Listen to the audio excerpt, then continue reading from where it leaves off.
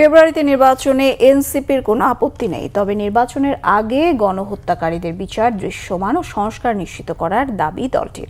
ব্রিফিংয়ে কথা বলেছেন এনসিপির সদস্য সচিব আক্তার হোসেন। আক্তার হোসেন আরও বলেন, মাঠ পর্যায়ে নিরাপত্তা নিশ্চিত করে লেভেল প্লেয়িং ফিল্ড নিশ্চিত করতে হবে। এছাড়া জুলাই ঘোষণাপত্রে জুলাই যোদ্ধাদের প্রকৃত সংখ্যা নির্ধারণে সরকার ব্যর্থ হয়েছে বলে অভিযোগ তার। বলেন, গত 16 বছর ধরে বাংলাদেশের মানুষ যে আকাঙ্ক্ষা রেখেছিল জুলাই ঘোষণাপত্রে, তার অনেক কিছু অপূর্ণ রয়ে গেছে। পিলখানা হত্যাকাণ্ড সহ যে বিষয়গুলো মানুষের জীবনে ছাপ রেখে গেছে, সেই বিষয়গুলো এই ঘোষণাপত্রে থাকতে পারত বলে মনে করেন আক্তার হোসেন। জুলাই ঘোষণাপত্র নতুন সংবিধানে অন্তর্ভুক্ত করার দাবিও জানান তিনি।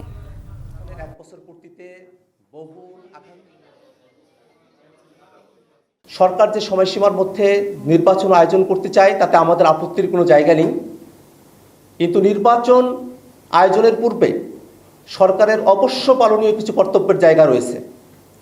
এ সরকার গণহত্যাকারীদের বিচার করা এবং রাষ্ট্র কাঠামোর গুণগত পরিবর্তনের জন্য সংস্কারের ম্যান্ডেট নিয়ে সরকারের যাত্রা শুরু হয়েছে। অতএব নির্বাচনের পূর্বেই সংস্কার, বিচারকে দৃশ্যমান করা, মাঠ প্রশাসনের নিরপেক্ষতা নিশ্চিত করা, লেভেল প্লেইং ফিল্ড নিশ্চিত করার নিশ্চয়তা আমাদেরকে দিতে হবে।